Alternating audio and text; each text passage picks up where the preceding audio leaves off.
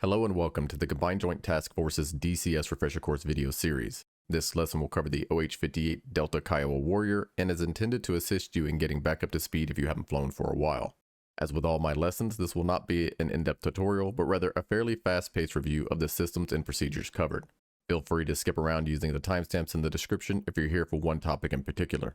We'll begin with the startup procedure, and as always, I strive for efficiency when completing this task, so we won't be going by the numbers.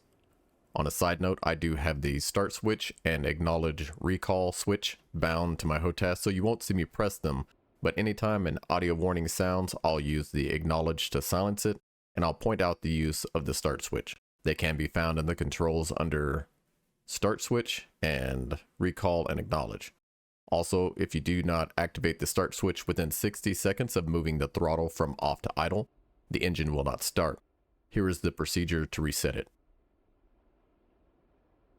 We'll begin on the overhead control panel by turning on the ignition and FADEC breakers, anti-collision lights, battery 1. Coming down, we'll rotate the throttle to the idle position, turn on the key, press and hold the start switch for 2 seconds, turn on the CMOS,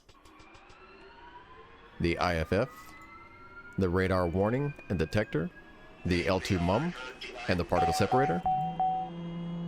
Coming across, we can go ahead and rotate the MMS to the stowed position. Turn on the CMOS control indicator panel. Left click the MPD selector switch one time to select the NP/NR. I arm my CMOS and set it to bypass while on the ground. Now we're waiting for 64% up here. When it gets to around 50 or so, turn on the SCAS system.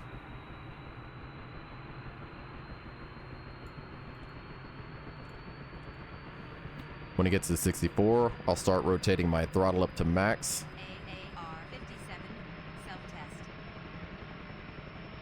Look up to the overhead control, turn on our DC generator, AC generator, essential bus, and fuel boost. Coming back down, we're at 99. So right click the RPM trim till we get 100. Go ahead and left click this one more time. Come down to the fuel just so we can see the fuel. Alright, we have nothing on our warnings except for the nav. So I'll go ahead and reset the warning. Go ahead and put my master arm into standby so that the system's powered if I want to make any changes to the weapon. The nav's not aligned. If I wanted to take off right now, I could go to the nav align page and select fast, or if you're on a ship, you can select the ship. The auto takes about 4 minutes. The fast is a little bit quicker. If it's boxed, you know that it's still going, or if this nav not aligned is up. If you've hit the acknowledge button until that's gone away, you can hit the recall to bring it back. When either of those disappear, you know you're good. Back on the initial page, to set up waypoint auto swapping, you can go to ground setup, and it's over here on the route auto sequence. It's off. You can just set it to the on, so when you hit a waypoint, it'll automatically switch to the next one. That's pretty much it for the basic startup. Next, I'm going to cover how to make changes to the radio's manual frequency and its preset channels. For the manual, make sure you have the radio selected that you want to edit and that the M is showing. If you have any of the preset channels, you won't change the manual. So with the M showing, on the pilot side, you need to click the keyboard button that is here on the collective. If you're over on the co-pilot side, that keyboard button is way over here on the left of the dash. Simply click the button. You'll see up here that it now has a 0. Enter your new frequency. Don't worry about the decimal. It will add that for you. Before it was 40.4. We'll go ahead and do 30.5. Hit enter. And that updates the frequency. And that was an input on the multifunction keyboard here.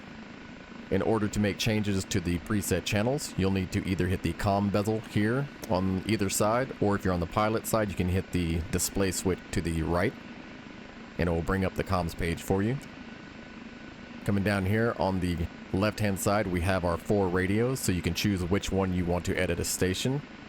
Here we can see the 30.5 manual that we just put in. If we click this bezel, it shows us that, as well as the 19 stations that can be preset. We can either delete a station so it has nothing by hitting here, or we can add/edit. So if there's no station, it'll add. If there is a station, it'll edit. Simply click it, you'll see the blinking dot down here, and then using the multifunction keyboard again, you first enter the number of the station preset that you want to add, delete, or overwrite. We'll go ahead and choose 2, hit enter. It moved over to the frequency block. Again, you just need to enter the numbers. Don't worry about a decimal. We'll go ahead and do 35.5 here and then hit enter. It'll move over again. You can hit enter again to just add the station with no name, or you can use up to 7 characters to add a name to it. And that's basically it for editing the radio presets. And of course, you can do that to all 4 of the radios. Next, we'll cover the navigation system. We'll begin by coming down to the HSD, HSD Plus. Over on the RMS bezel, you can change the chart mode from either the map style or the elevation data. Do note that the data mode and none will not show any chart, and you won't be able to use the HSD Plus. So make sure you have either the chart or the elevation selected. Over here on the setup, you can choose what information is displayed on the HSD. If it's boxed, it'll be shown. If it's not boxed, it will not be shown. I only have 1 waypoint currently input into the system, which is off to my left, and I have no targets or control points. I want to get some so we can add them manually. I'll do that by coming to the F10 page and deciding where I want to get them from. You can either use the UTM coordinates up here that go off where your mouse is placed. If you have vehicles shown on the map, you can always click one and get its coordinates down here. Or you can utilize the left alt left click to bring up the notepad up here. This of course can be taken back with you into the cockpit. I've already grabbed the coordinates I want. They're over here.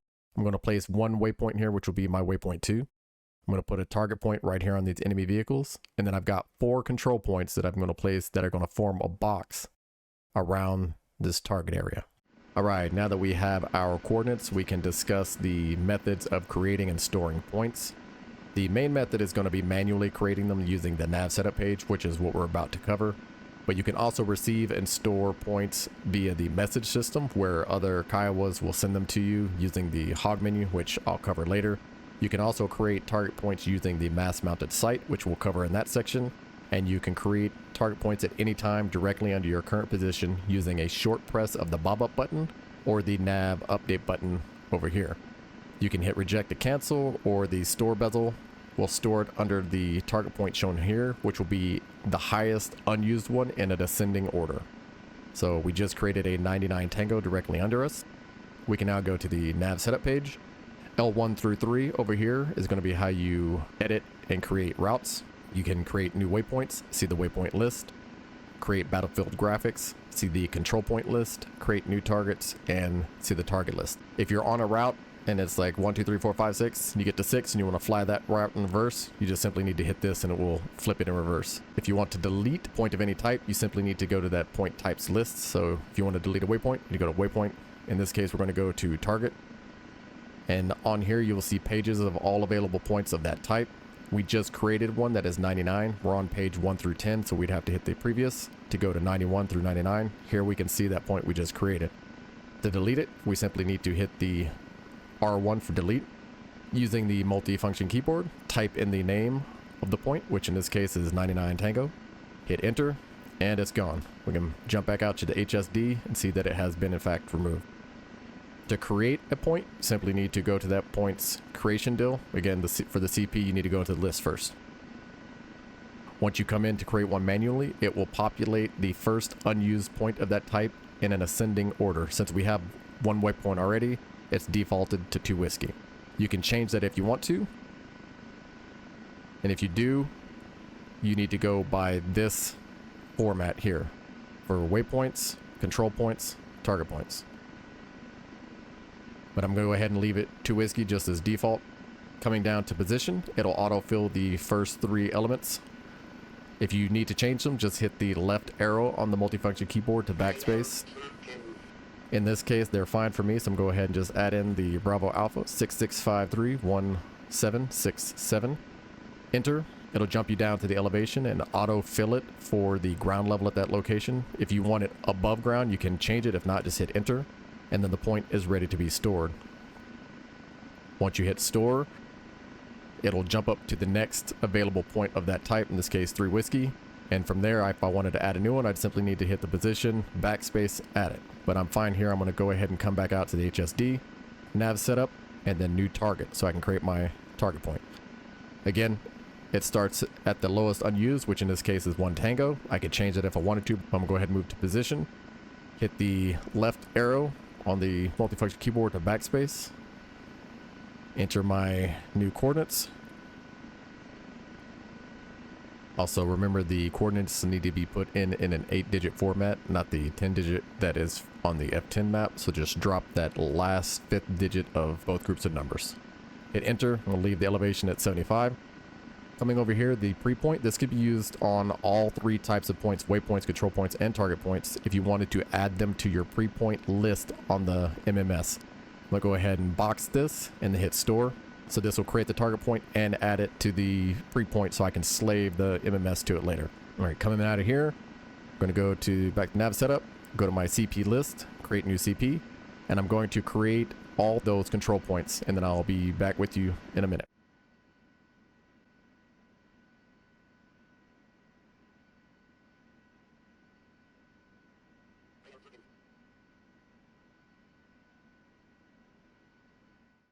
All right, now that I have created all those points, we can go ahead and off center from our aircraft so that we can see out ahead of us, and we can see the control points 1, 2, 3, 4 that I made, as well as that target point. The second waypoint is roughly right around in here, but we cannot see it because it is not added to our current route. We'll go ahead and do that now. Go back to the nav setup, and instead of editing route 1, I'm just going to go to route 2. I'm going to hit add leg. Down here, I'm going to use the multifunction keyboard to add 2 whiskey, which will be my first waypoint. And then I'm going to add 1 whiskey, which is the pre-existing waypoint that I already had. And I'll go ahead and come back out to the HSD. We can see that it's still not displayed. That's because route 1 is still my active route. Make route 2 my active route, and now we can see my 1 whiskey and my 2 whiskey.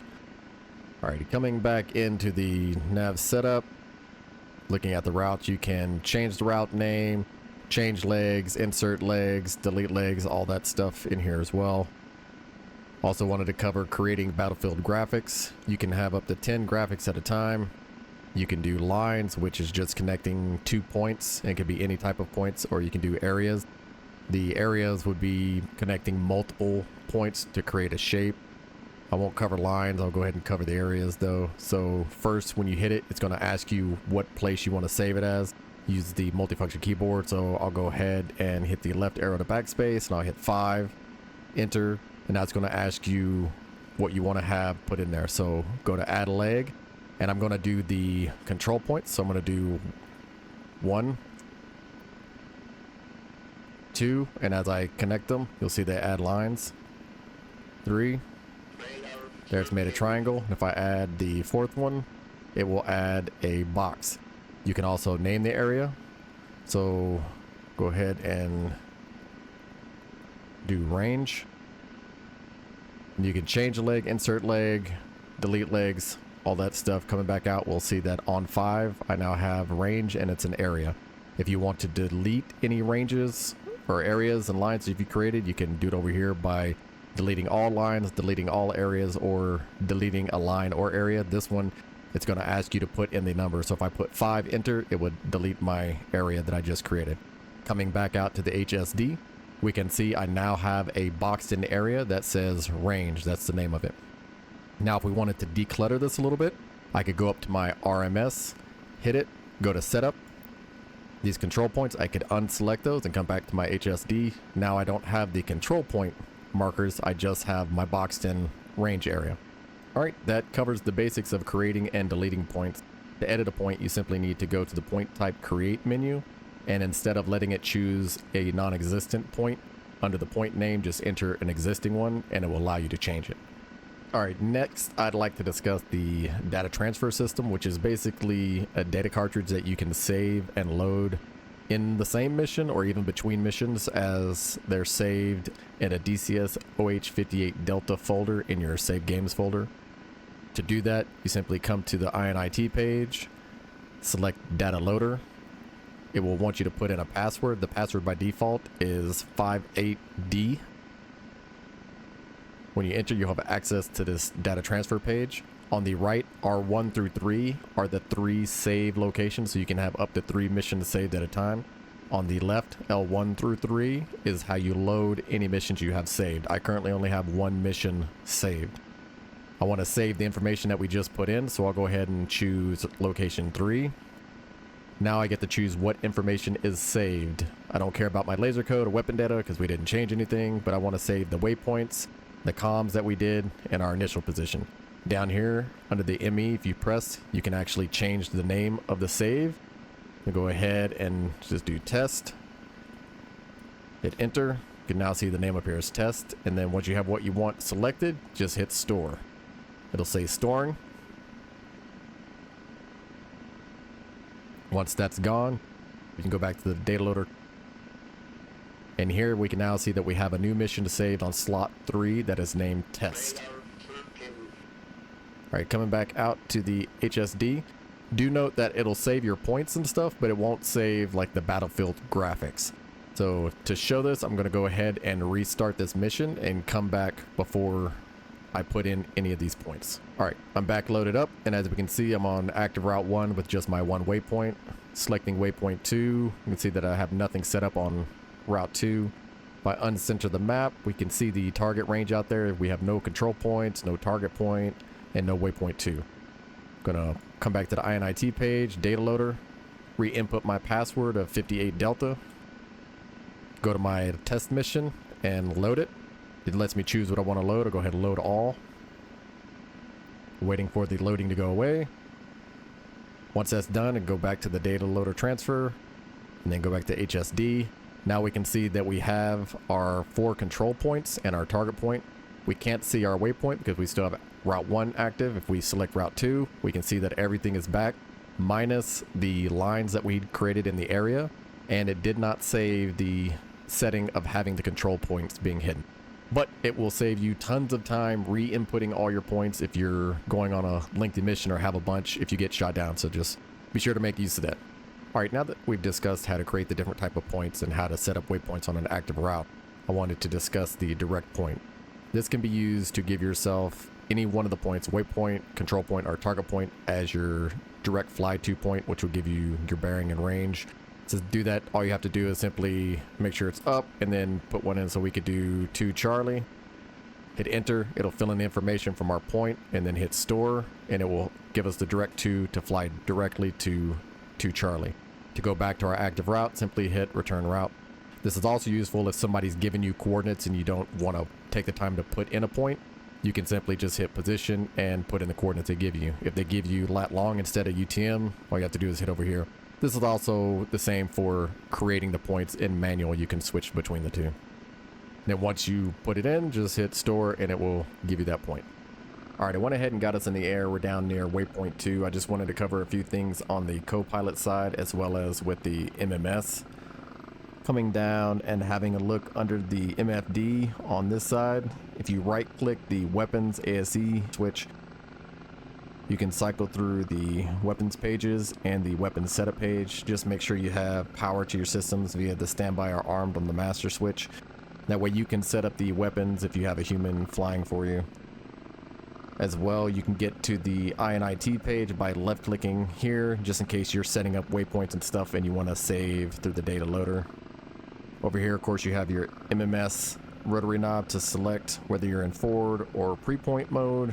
Forward, of course, if you hit the slave button, will slave directly ahead of the aircraft. The pre-point, when you hit slave, it will slave to any points that you have selected from your list. Go ahead and bring up the MMS page. If you want to change the color of the symbology, left clicking and holding on the MMS will change the crosshairs to white. If you right click and hold, it'll switch them back to black. Over here, the MFD will change the outside symbology color. Go ahead and arm our laser. If you want to change the laser codes, go ahead and press here and then select the bezel next to the channel that you want to change the code of. And then of course you need to make sure that by default it's on ranging laser only. You'll need to choose whatever channel you want to be squirting out. Alright, right now we're in the forward mode, so the camera is slaved to the forward position. If we were to just slew right now, we'd be slewing into uncontrolled mode. Go down here and find a couple of vehicles that I know are down here. If I want to point track, I simply hit my, go to switch to manual, point track. If I hit point track again, I will switch to the offset acquisition mode. And then if I slew, I can slew to another location. So I can slew to this vehicle here. And if I hit my point track again, it will jump to that new location, but it will still have my previous location boxed. This is useful if I want to shoot 2 missiles rapidly. I could fire one Hellfire or an APKWS and wait a few seconds, fire the next one, and right when it hits the first one, I can hit my point track again and it will jump back to the previous target. So it jumps back here. So that's super useful, again, if you're wanting to shoot 2 things. So I could just hit my point track again, slew to a new location, even if it's just on the ground over here. Press point track, it'll jump to that location, and then a third press will jump back to the previous target. Similarly, if you are on area track, just trying to hold an area down, and you hit your area track again, it will go into acquisition, and it will try to find anything in the nearby area. Sometimes it's a bit wonky to get the diamond to move where you want it to. Let me try it again. Yeah, it's super finicky right now. I think they need to change some stuff, but let me move a little closer to a vehicle and I'll show you what it's supposed to do. So you're in area track, you go to acquisition OM, you get your diamond, you move your diamond towards something, and then there you go, it boxes it, and then you hit point track, and it will jump to it. I think something's funky going on with it, but that's how you use those modes. Go ahead and come back to the pre-point. Alright, earlier, this is our pre-point list. We added the target 1 and we added it to the pre-point as we were making it. We can see it's already been established there on the manual. If you do that with multiple, it will fill up that list. By default, you can't edit this manual one, but you can edit the other ones. So if I wanted to cycle through, and you do that just by continually pressing the PPT button. If I wanted to add, let's say, waypoint 1 to this, I would simply add 1 whiskey, which you'll see it coming over here, and I'm doing that with the multifunction keyboard. Hit enter, and I've now added that to my list. If I want to edit this, you can't just override it. First, you'd have to select the one you want to change, and then hit clear twice on the multifunction keyboard, and then enter the new point you want. So I added 2 whiskey, and of course this is my waypoint 2 right here that we're already looking at. So I can go ahead and use the slave button to slave to manual, and then to my pre-point, which is my waypoint 2. If I wanted to go to my target point that I entered earlier, all I have to do is cycle to it. Alright, now I want to touch on a small tip to try and help you locate targets.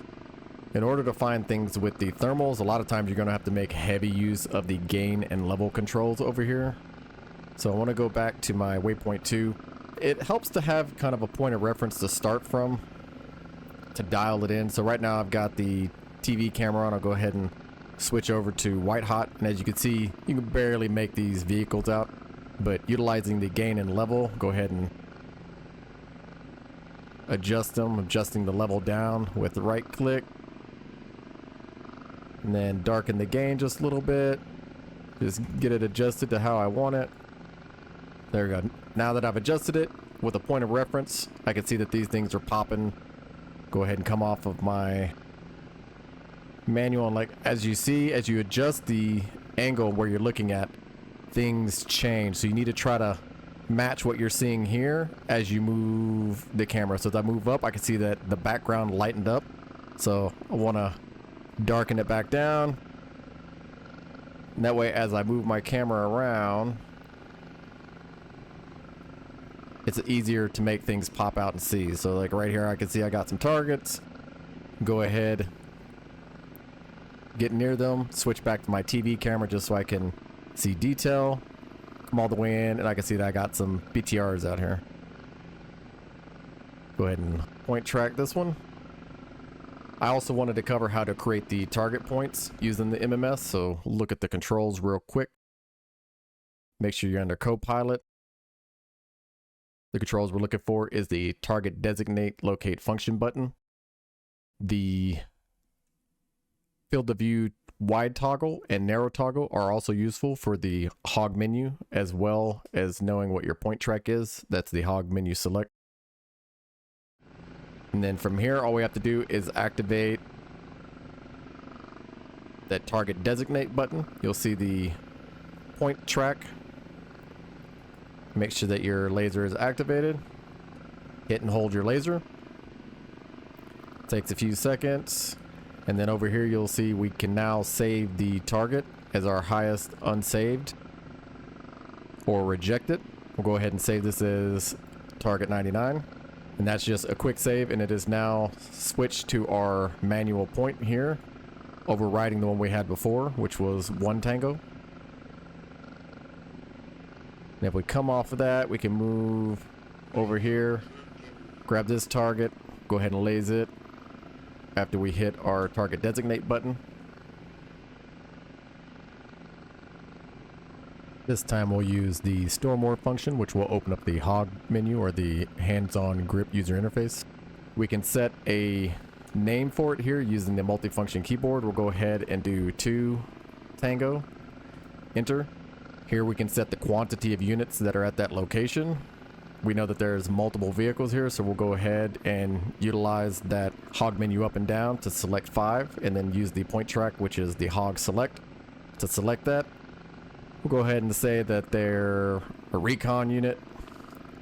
We'll just say that they're BRDM2. You could go unknown. Each one of those categories will have selections you can make. And then from here, you can set an RD number.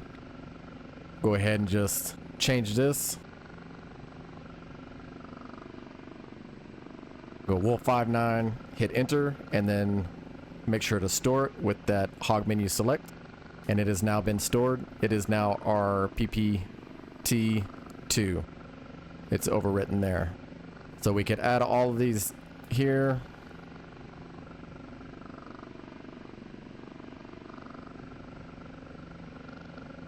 Actually, that was 99 Tango, as I was. And then coming back around, we could do 1 Tango. So we can have all of those up on our list.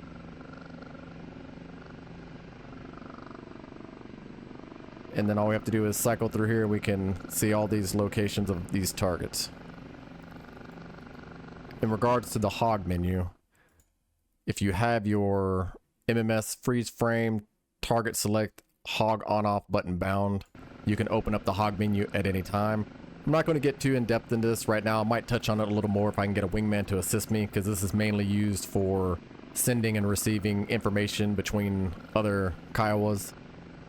But I'm going to throw up a little chart here that will show some of the most common things to do, and I'll just demonstrate one. For instance, I can go down here to the other function, go in here, go to my user stats, go down to my username, and I can actually, using the multifunction keyboard, just go ahead and backspace that out and change my call sign on here as I want it, and then just go back out of here. Then of course you can go back, or you can just close and reopen the menu if you want to go back to the front. If someone sends you a message, you check it here in your inbox. And then of course you can send messages, both like a spot report, sit report. You can send free text just by going in. You can tell people to move to locations or hold at, and you can accompany these with target points. So you can come here, you can give them a move to, and either change the target or do a manual entry and enter coordinates, and then you can change the mod header, which is where you go in to choose the recipient. Right now, again, I'm alone. I'll dig into this a little more if I can get a wingman to assist me, but that's just showing you how the basics of that work. Okay, now we're going to go over the L2 mums, which is the level 2 manned unmanned system. To get to its page, you just need to hit the INIT bezel here, which will bring up the page. The first 5 rows are going to be preset channels for the Kiowas to use to send video back and forth to each other. Below that will be any Reaper drones that are active. You can cycle up and down through the lines here. Since we don't have anyone broadcasting right now, any friendly pilots, we're going to go ahead and go down to the Reaper and select it. Over here we can see we have 100% signal strength, so we should be able to go to the page and see its video down here. Currently when you jump to this page, this is all you get. You have to go to the overlay bezel over here and click it a few times and it will add in more data. So now we can see the target's coordinates. Of course you could switch those to lat long if you want to by pressing over here. And you can see the location of the Reaper's current position. If we go down again to the page, we'll cycle through to a map where we can see the target's location by pressing this bezel. It'll center on that target. We can center on the drone's position here. We can center on our own position by pressing here, and then using the buttons on this side, we can scale out to where we can see more of the map. So this is our position, our drone, its flight direction path is here, and then its target path is here, located down here. From here, if we hit the page again, we'll cycle back to the main page. If we wish to broadcast our MMS and give it our target location and our position, we can simply go to the transmit page, choose one of those 5 preset channels that we would like to broadcast on. We go down to channel 4, select it. We now have that channel selected and we're on standby. In order to broadcast, we simply need to hit the TX button down here. Now we're transmitting. We can see that we're on.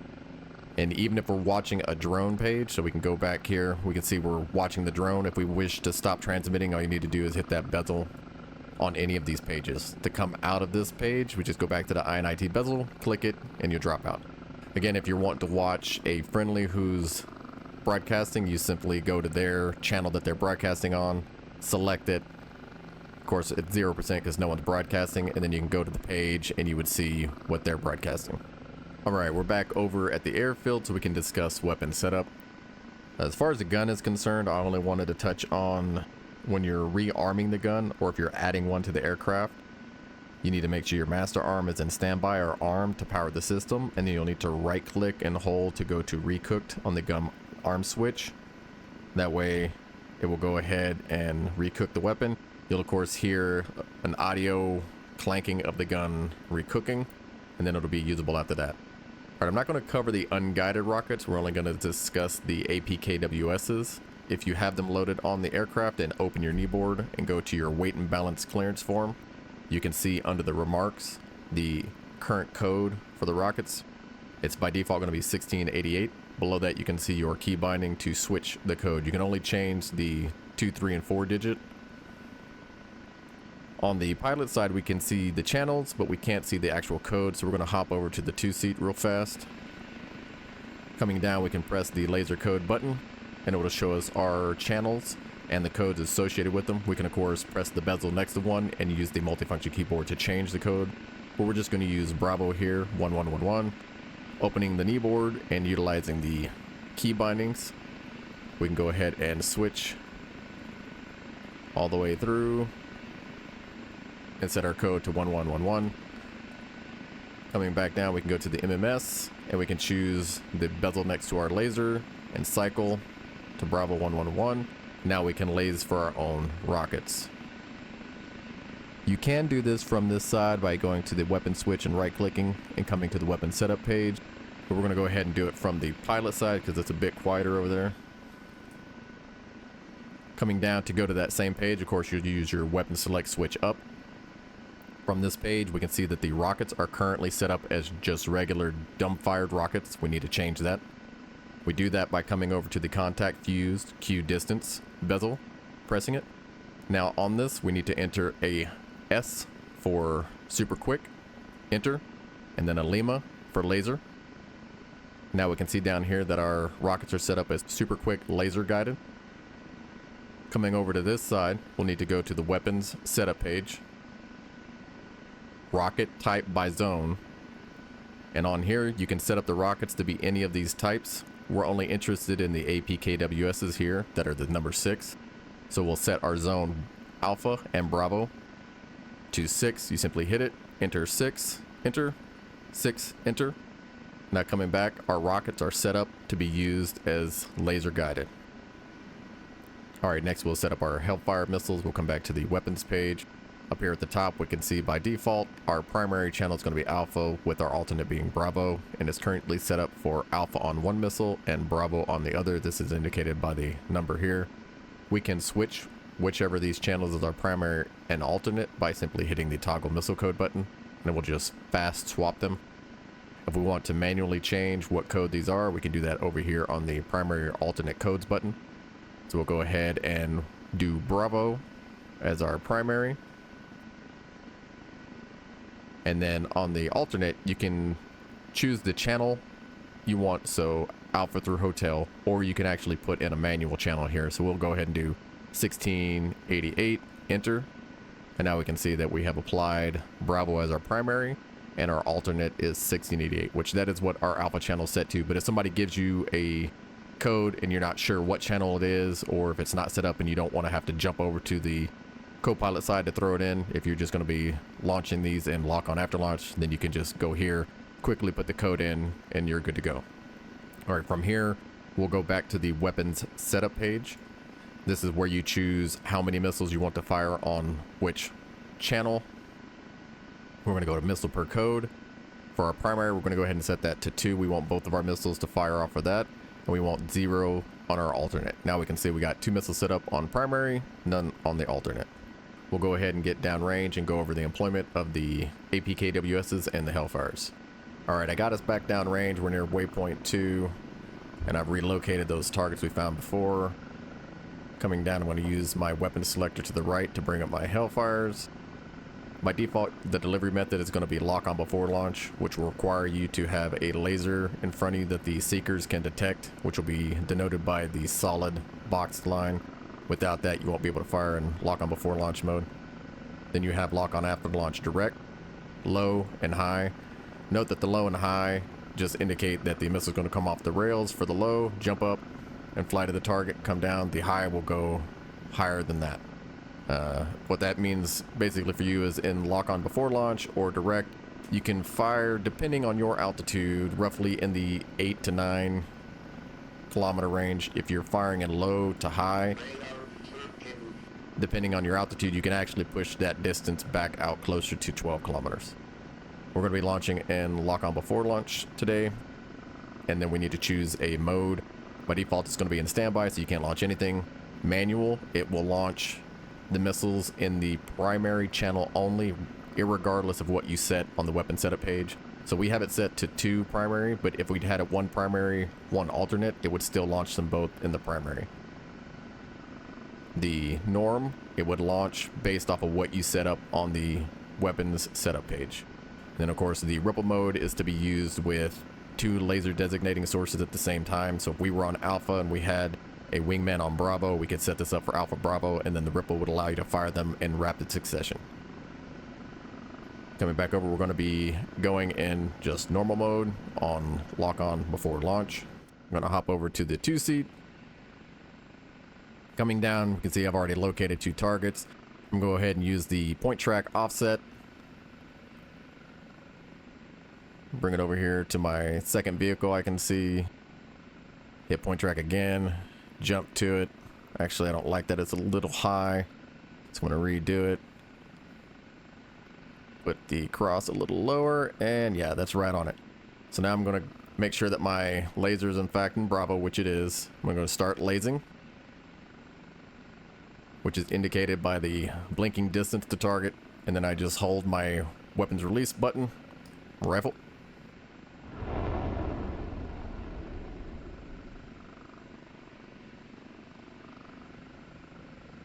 Gave it a little bit of time, rifle.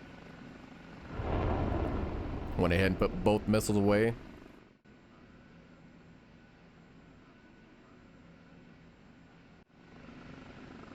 As soon as the first one hits, I go ahead and hit my point track again. So it jumps back to my previous target. Shacked both of them. Alright, I went ahead and pushed in a little closer to the target area. Looking, we can see we're about 3,500 out from the target. If you're sitting stationary, it's a good idea to be around the 4,000 meter marker or less to ensure a hit. And just like with the Hellfires, you just need to make sure that you have your rocket selected with the weapon selection switch from the pilot side. Make sure you're lasing, and then you just need to fire. And as long as you're within range and your aircraft is pointed at a lasing source, the rockets will track. Alright, that covers the employment of the Hellfires and APKWSs. Next, we're going to have a look at the Stinger. Going to the controls, you're going to need to have bound your missile activate ATAS only. That's going to activate the missile and allow the coolant to be applied to the seeker head. You have about 5 minutes of coolant per pylon, and it is refilled whenever the missiles are rearmed. You can turn that coolant on and off by activating and deactivating the missile. You also need to have your trigger stage 1, which uncages the missile, and trigger stage 2, which fires the missile. Also, coming down here to the audio knobs, you want to make sure that your nav alpha is all the way up. That is going to be the audio of your seeker head. Also make sure that we're in master arm on. Use our weapon select to bring up our missiles. Roger. You have the controls. Out here ahead of us, I know I have an enemy bird. Go ahead and close with him. He's not too far off, so I'm going to go ahead and activate my missile. You can hear the growl winding up. Now I just need to put the enemy aircraft near my gun cross. Once it's there, the growl will increase in pitch and frequency. Once that happens, I want to uncage, and when I get the solid tone, then I can fire. Uncaging, fire.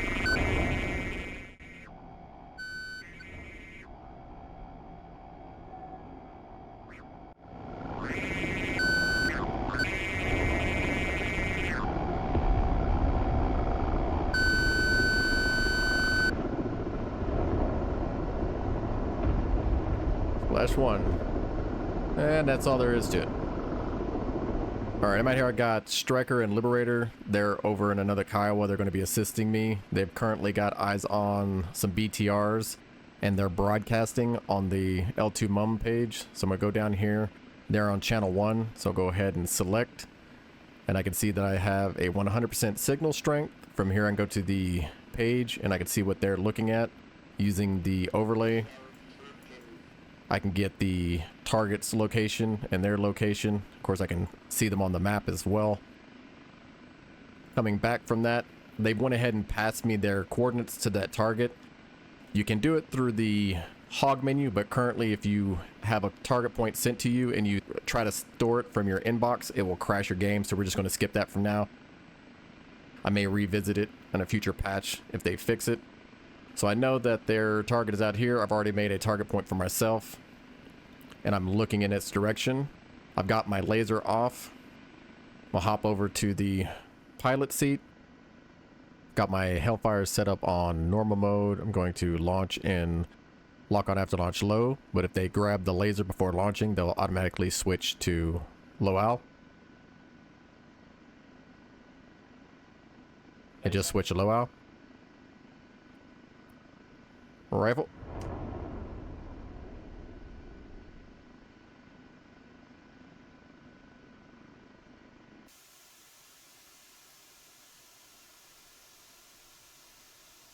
And again, to line up with this target area, they passed me their coordinates. I made a target point for myself. I set that as my direct 2 so that I could get the steering cues to point the aircraft directly at the target area. They laze, I just fired, and now my missile is tracking in on the target.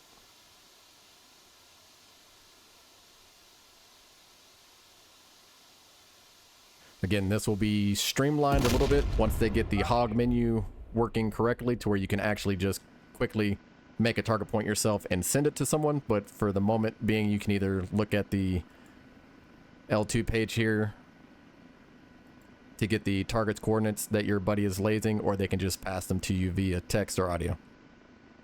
Well. Alright, I'm currently closing with the target. They've located another BTR, and they're going to be lasing it, so they can see over there on their screen.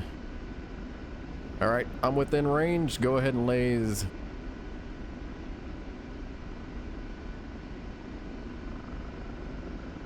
Lasing. I'm using my HUD symbology here to line up with where I know the target is.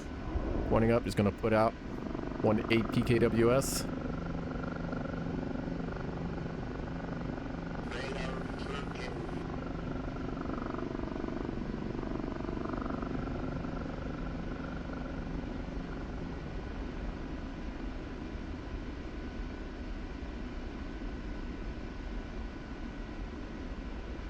Nothing here. May have aimed up a little too high. Coming back in on target. Yeah, laser still. Wanna wait? Splash. Shipped.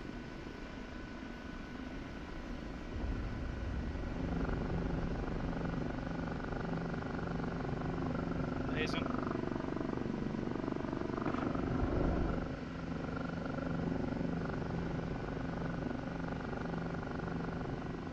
Flash. Alright, that concludes the OH-58 Delta Kiowa Warrior refresher course.